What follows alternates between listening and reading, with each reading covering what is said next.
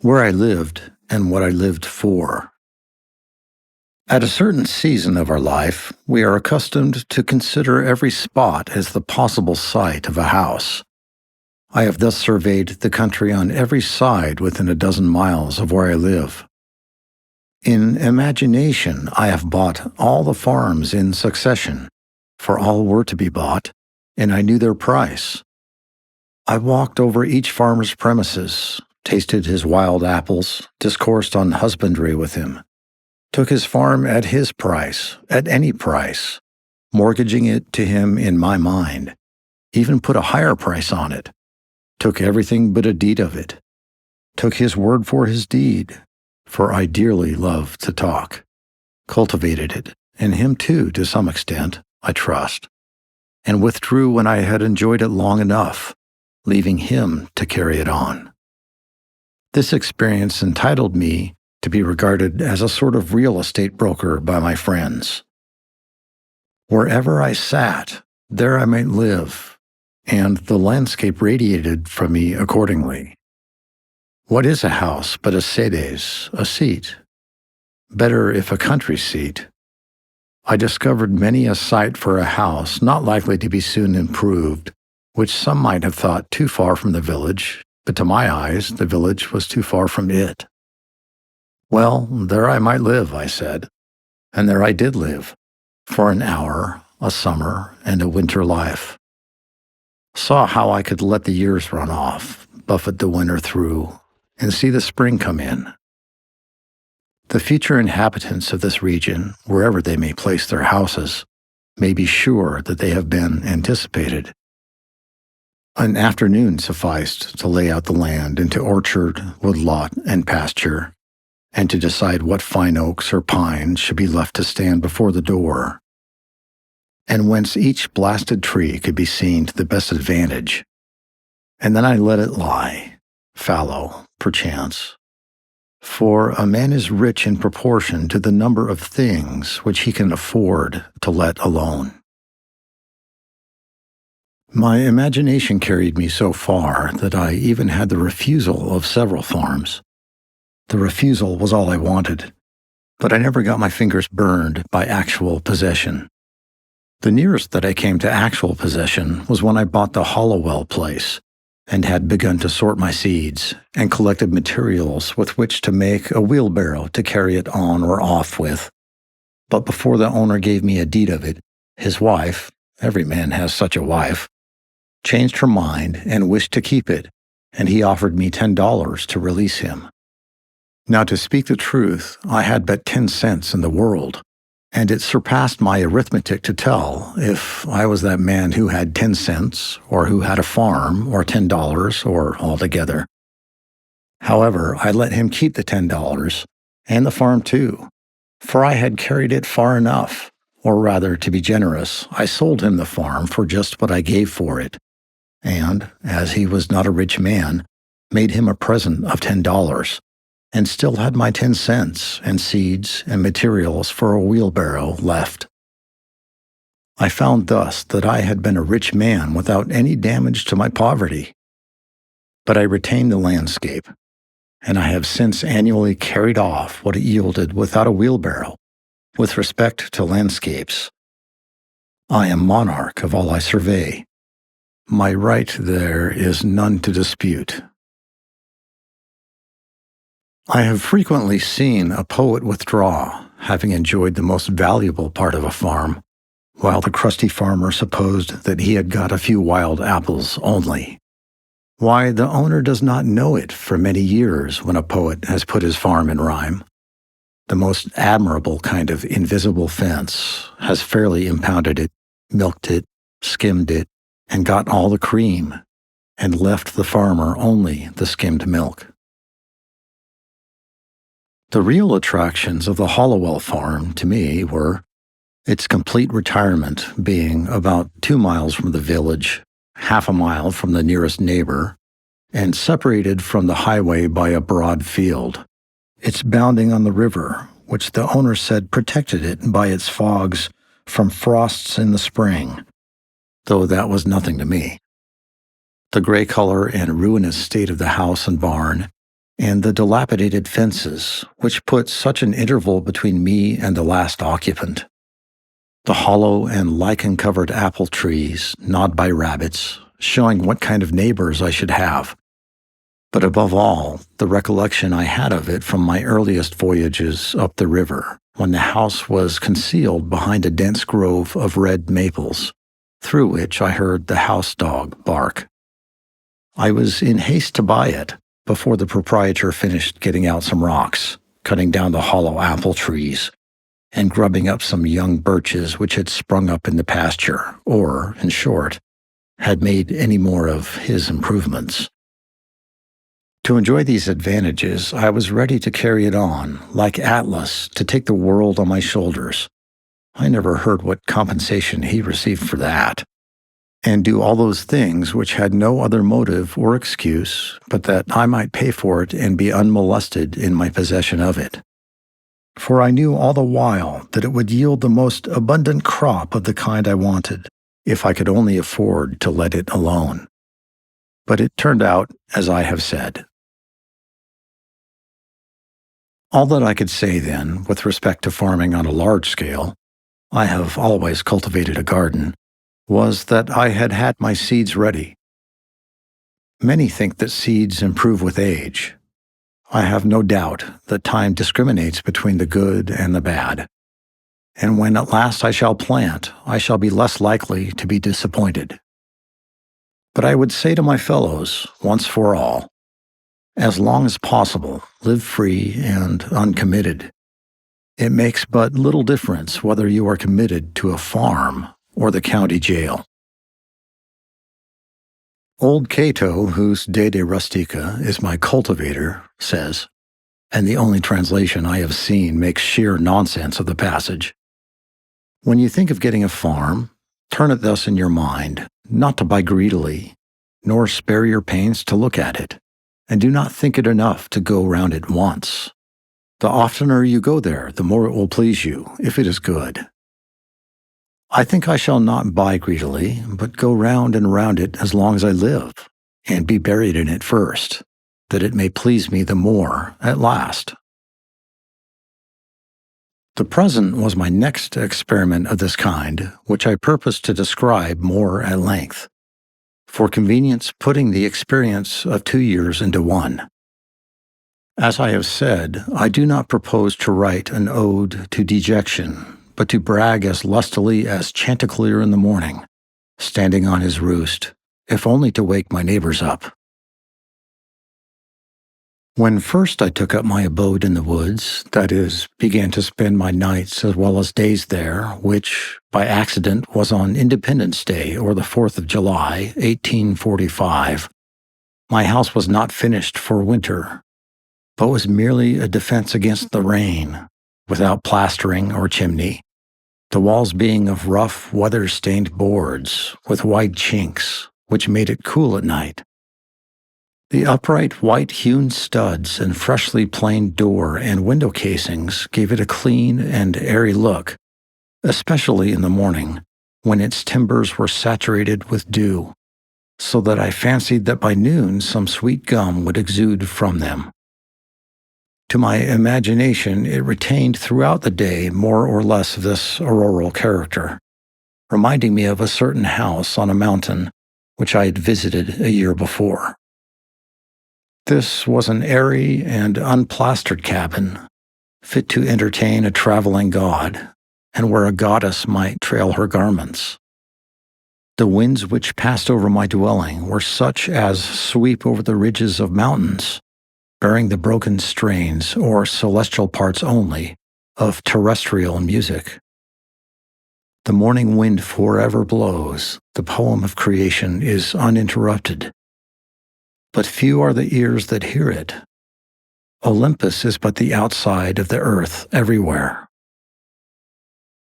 The only house I had been the owner of before, if I except a boat, was a tent, which I used occasionally when making excursions in the summer, and this is still rolled up in my garret. But the boat, after passing from hand to hand, has gone down the stream of time. With this more substantial shelter about me, I had made some progress towards settling in the world.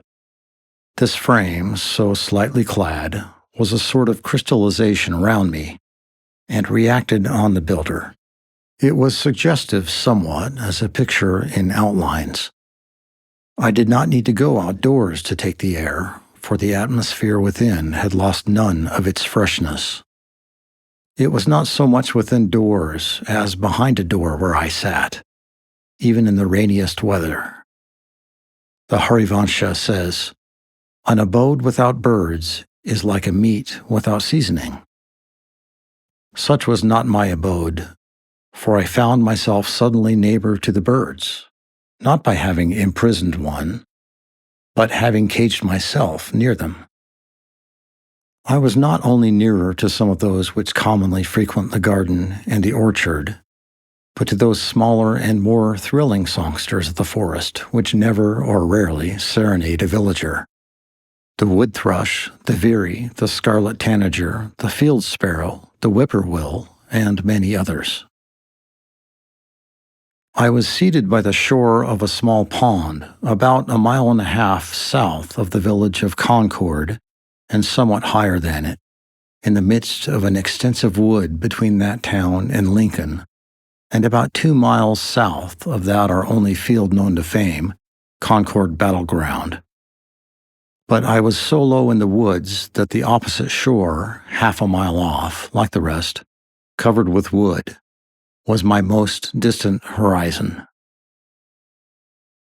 For the first week, whenever I looked out on the pond, it impressed me like a tarn high up on the side of a mountain, its bottom far above the surface of other lakes, and, as the sun arose, I saw it throwing off its nightly clothing of mist, and here and there, by degrees, its soft ripples or its smooth reflecting surface was revealed, while the mists, like ghosts, were stealthily withdrawing in every direction into the woods, as at the breaking up of some nocturnal conventicle.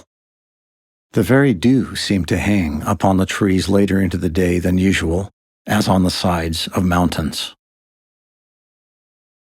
This small lake was of most value as a neighbor in the intervals of a gentle rainstorm in August, when both air and water being perfectly still, but the sky overcast, mid-afternoon had all the serenity of evening, and the wood thrush sang around and was heard from shore to shore. A lake like this is never smoother than at such a time, and the clear portion of the air above it being shallow and darkened by clouds, the water, full of light and reflections, becomes a lower heaven itself so much the more important. From a hilltop nearby, where the wood had been recently cut off, there was a pleasing vista southward across the pond, through a wide indentation in the hills, which form the shore there, where their opposite sides sloping toward each other suggested a stream flowing out in that direction through a wooded valley, but stream there was none. That way I looked between and over the near green hills to some distant and higher ones in the horizon, tinged with blue. Indeed, by standing on tiptoe, I could catch a glimpse of some of the peaks of the still bluer and more distant mountain ranges in the northwest, those true blue coins from heaven's own mint, and also of some portion of the village. But in other directions, even from this point, I could not see over or beyond the woods which surrounded me. It is well to have some water in your neighborhood, to give buoyancy to and float the earth. One value even of the smallest well is that when you look into it, you see that earth is not continent but insular. This is as important as that it keeps butter cool. When I looked across the pond from this peak toward the Sudbury Meadows, which in time of flood I distinguished elevated perhaps by a mirage in their seething valley, like a coin in a basin, all the earth beyond the pond appeared like a thin crust, insulated and floated even by this small sheet of interverting water, and I was reminded that this on which I dwelt was but dry land. Though the view from my door was still more contracted, I did not feel crowded or confined in the least. There was pasture enough for my imagination. The low shrub oak plateau to which the opposite shore arose stretched away toward the prairies of the west and the steppes of Tartary, affording ample room for all the roving families of men. There are none happy in the world but beings who enjoy freely a vast horizon, said Damodara, when his herds required new and larger pastures. Both place and time were changed, and I dwelt nearer to those parts of the universe and to those eras in history which had most attracted me. Where I lived was as far off as many a region viewed nightly by astronomers. We are wont to imagine rare and delectable places in some remote and more celestial corner of the system, behind the constellation of Cassiopeia's chair, far from noise and disturbance. I discovered that my house actually had its site in such a withdrawn but forever new and unprofaned part of the universe. If it were worth the while to settle in those parts near to the Pleiades or the Hyades or the Aldebaran or Altair, then I was really there or at an equal remoteness from the life which I had left behind, dwindled and twinkling with as fine a ray to my nearest neighbor, and to be seen only in moonless nights by him. Such was that part of creation where I had squatted. There was a shepherd that did live, and held his thoughts as high, as were the mounts whereon his flocks did hourly feed him by. What should we think of the shepherd's life if his flocks always wandered to higher pastures than his thoughts? Every morning was a cheerful invitation to make my life of equal simplicity, and I may say innocence, with nature herself. I have been as sincere a worshipper of Aurora as the Greeks. I got up early and bathed in the pond. That was a religious exercise, and one of the best things which I did. They say that characters were engraven on the bathing tub of King Ching Chang to this effect: renew thyself completely each day. Do it again and forever again. I can understand that. Morning brings back the heroic ages. I was as much affected by the faint hum of a mosquito making its invisible and unimaginable tour through my apartment at earliest dawn, when I was sitting with door and windows open, as I could be by any trumpet that ever sang of fame. It was Homer's Requiem, itself an Iliad and Odyssey in the air, singing its own wrath and wanderings. There was something cosmical about it, a standing advertisement, till forbidden, of the everlasting vigor and fertility of the world. The morning, which is the most memorable season of the day, is the awakening hour. Then there is least somnolence in us, and for an hour, at least, some part of us awakes which slumbers all the rest of the day and night. Little is to be expected of that day, if it can be called a day, to which we are not awakened by our genius, but by the mechanical nudgings of some servitor, are not awakened by our own newly acquired force and aspirations from within, accompanied by the undulations of celestial music, instead of factory bells and a fragrance filling the air, to a higher life than we fell asleep from, and thus the darkness bear its fruit, and prove itself to be good, no less than the light. That man who does not believe each day contains an earlier, more sacred and auroral hour than he has yet profaned, has despaired of life, and is pursuing a descending and darkening way. After a partial cessation of his sensuous life, the soul of man, or its organs rather, are reinvigorated each day, and his genius tries again what noble life it can make. All memorable events, I should say, transpire in morning time and in a morning atmosphere. The Vedas say, All intelligence is awake with the morning. Poetry and art, and the fairest and most memorable of the actions of men, date from such an hour. All poets and heroes, like Memnon, are the children of Aurora and emit their music at sunrise. To him whose elastic and vigorous thought keeps pace with the sun, the day is a perpetual morning. It matters not what the clocks say or the attitudes and labors of men. Morning is when I am awake and there is a dawn in me. Moral reform is the effort to throw off sleep. Why is it that men give so poor an account of their day if they have not been slumbering? They are not such poor calculators. If they had not been overcome with drowsiness, they would have performed something. The millions are awake enough for physical labor, but only 1 in a million is awake enough for effective intellectual exertion. Only 1 in 100 millions to a poetic or divine life. To be awake is to be alive. I have never yet met a man who was quite awake. How could I have looked him in the face? We must learn to reawaken and keep ourselves awake, not by mechanical aids, but by an infinite expectation of the dawn, which does not forsake us in our soundest sleep. I know of no more encouraging fact than the unquestionable ability of man to elevate his life by a conscious endeavor. It is something to be able to paint a particular picture or to carve a statue, and so to make a few objects beautiful.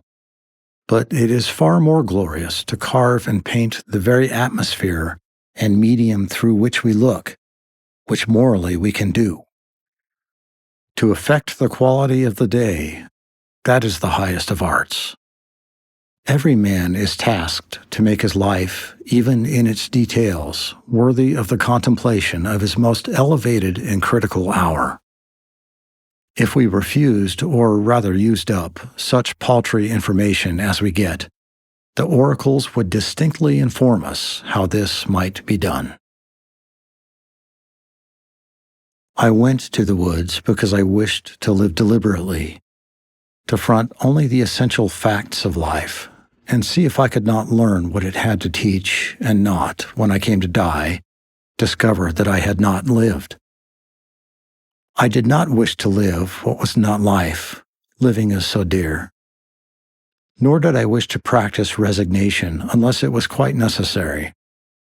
I wanted to live deep and suck out all the marrow of life, to live so sturdily and Spartan-like as to put to rout all that was not life, to cut a broad swath and shave close, to drive life into a corner, and reduce it to its lowest terms, and, if it proved to be mean, why then to get the whole and genuine meanness of it, and publish its meanness to the world.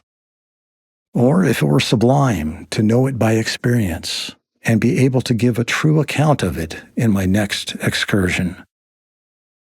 For most men, it appears to me, are in a strange uncertainty about it, whether it is of the devil or of God, and have somewhat hastily concluded that it is the chief end of man here to glorify God and enjoy Him forever.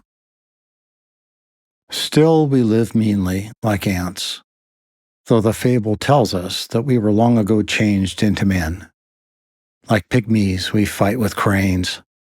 It is error upon error, and clout upon clout, and our best virtue has for its occasion a superfluous and evitable wretchedness. Our life is frittered away by detail.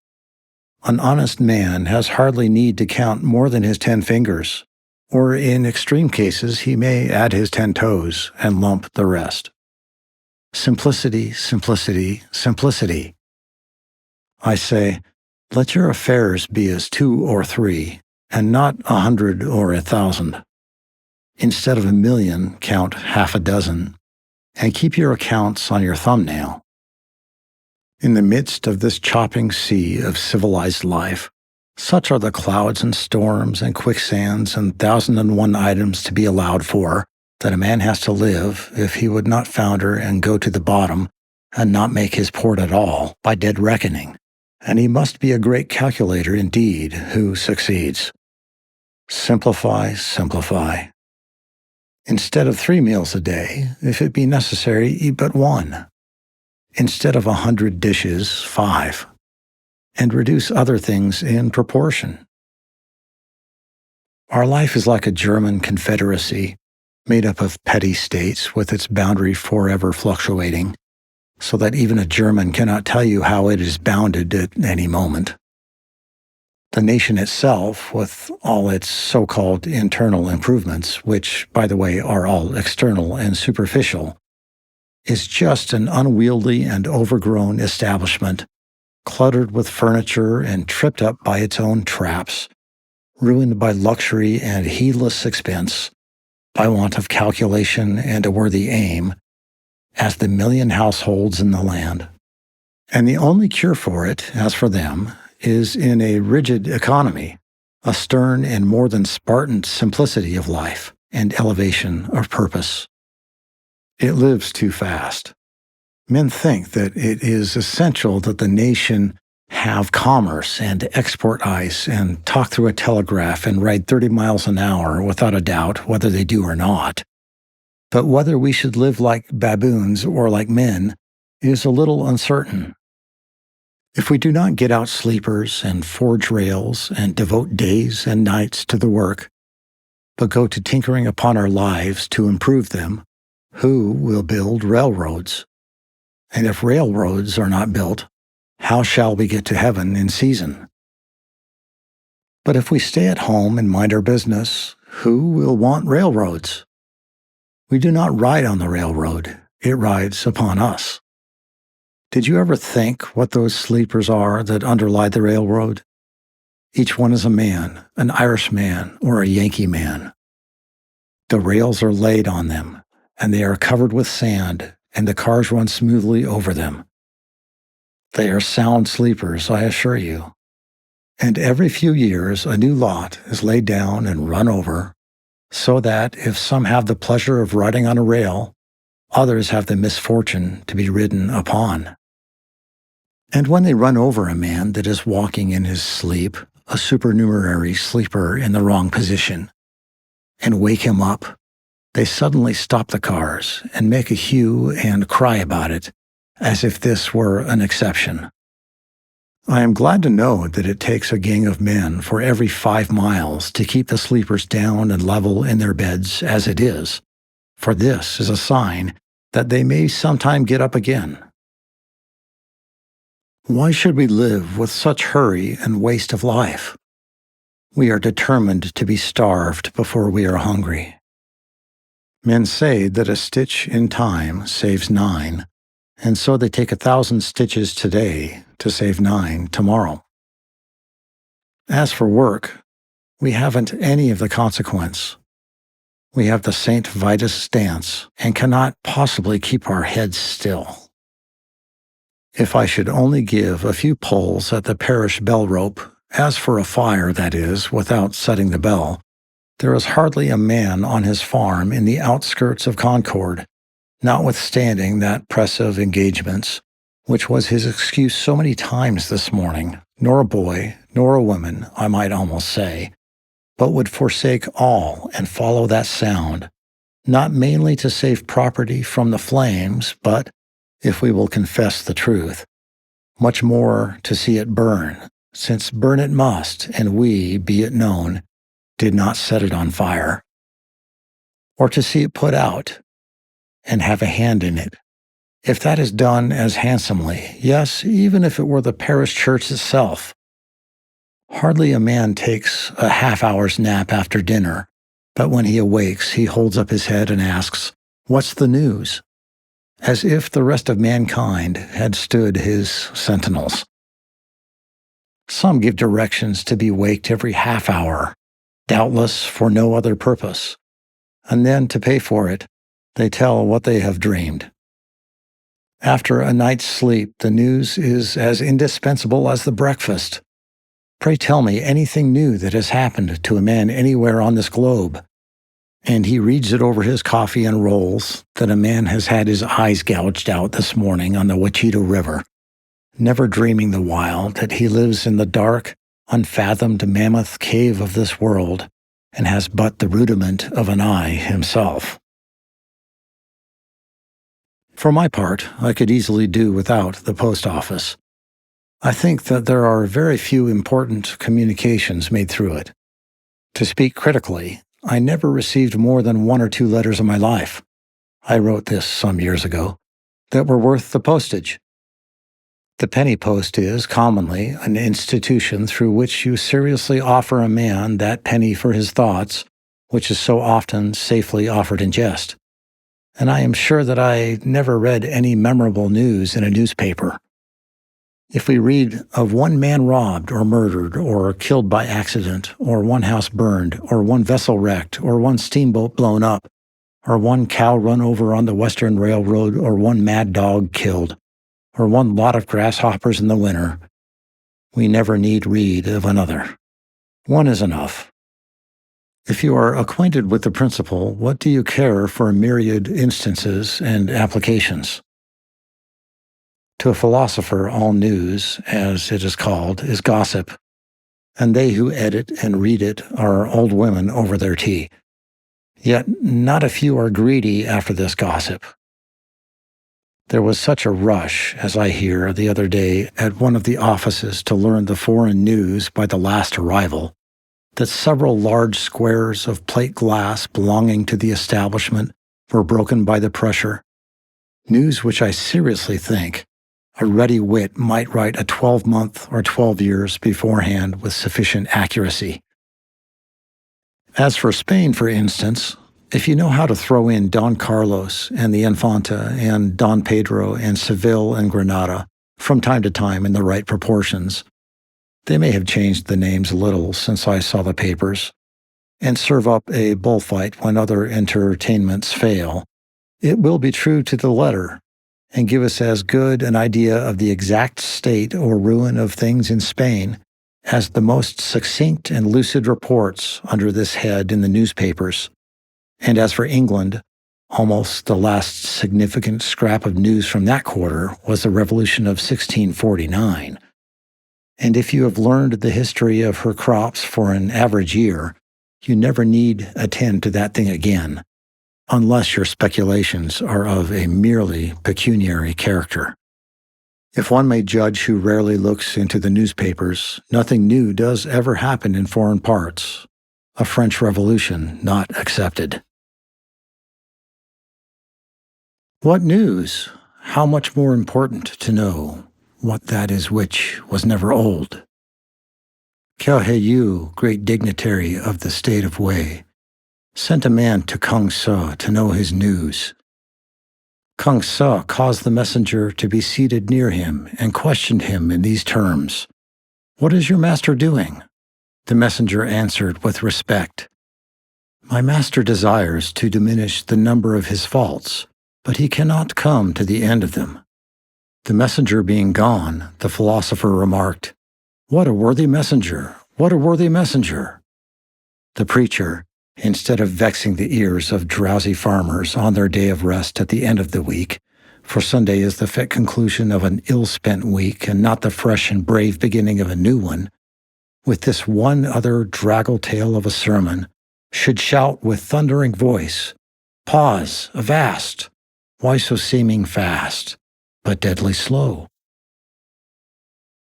Shams and delusions are esteemed for soundest truths, while reality is fabulous.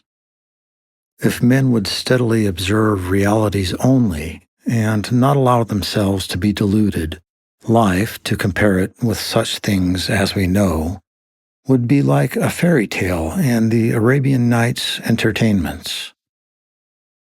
If we respected only what is inevitable and has a right to be, music and poetry would resound along the streets. When we are unhurried and wise, we perceive that only great and worthy things have any permanent and absolute existence, that petty fears and petty pleasures are but the shadow of the reality. This is always exhilarating and sublime. By closing the eyes and slumbering, and consenting to be deceived by shows, men establish and confirm their daily life of routine and habit everywhere, which still is built on purely illusory foundations. Children who play life discern its true law and relations more clearly than men who fail to live it worthily, but who think that they are wiser by experience, that is, by failure.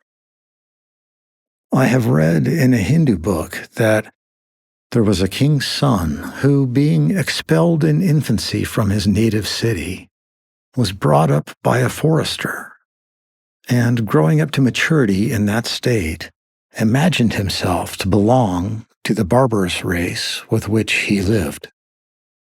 One of his father's ministers, having discovered him, revealed to him what he was, and the misconception of his character was removed, and he knew himself to be a prince.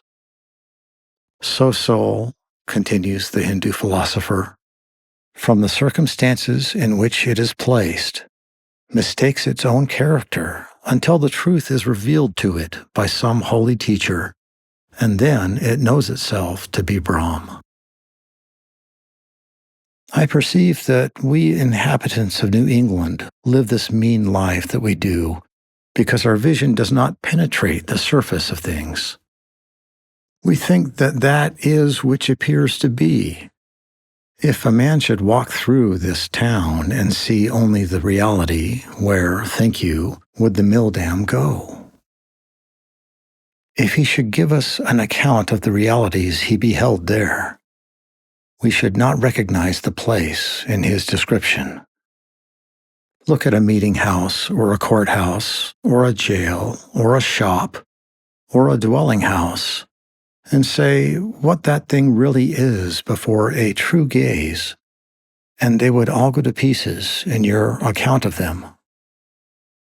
Men esteem truth remote, in the outskirts of the system, behind the farthest star, before Adam and after the last man. In eternity there is indeed something true and sublime. But all these times and places and occasions are now and here. God himself culminates in the present moment, and will never be more divine in the lapse of all the ages. And we are enabled to apprehend at all what is sublime and noble only by the perpetual instilling and drenching of the reality that surrounds us. The universe constantly and obediently answers to our conceptions. Whether we travel fast or slow, the track is laid for us. Let us spend our lives in conceiving then. The poet or the artist never yet had so fair and noble a design, but some of his posterity at least could accomplish it.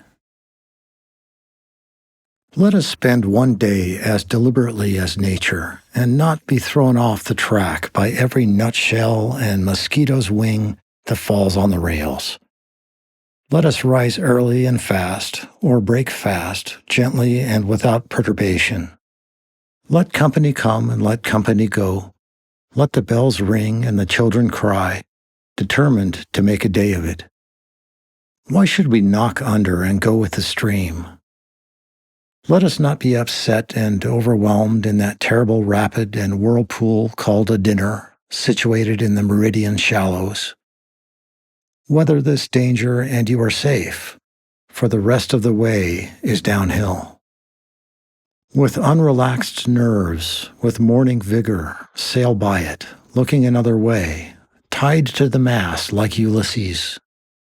If the engine whistles, let it whistle till it is hoarse for its pains. If the bell rings, why should we run? We will consider what kind of music they are like. Let us settle ourselves and work and wedge our feet downward through the mud and slush of opinion and prejudice and tradition and delusion and appearance, that alluvion which covers the globe, through Paris and London, through New York and Boston and Concord, through church and state, through poetry and philosophy and religion, till we come to a hard bottom and rocks in place, which we can call reality and say, this is and no mistake. And then begin having a point d'appui below Frichet and frost and fire, a place where you might found a wall or a state, or set a lamppost safely, or perhaps a gauge, not a nilometer, but a realometer, that future ages might know how deep a Frichet of shams and appearances had gathered from time to time.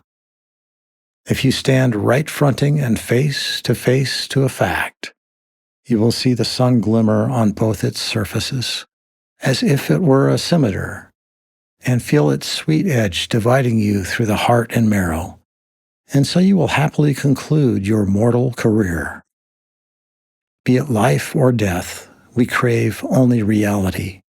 If we are really dying, let us hear the rattle in our throats and feel cold in the extremities.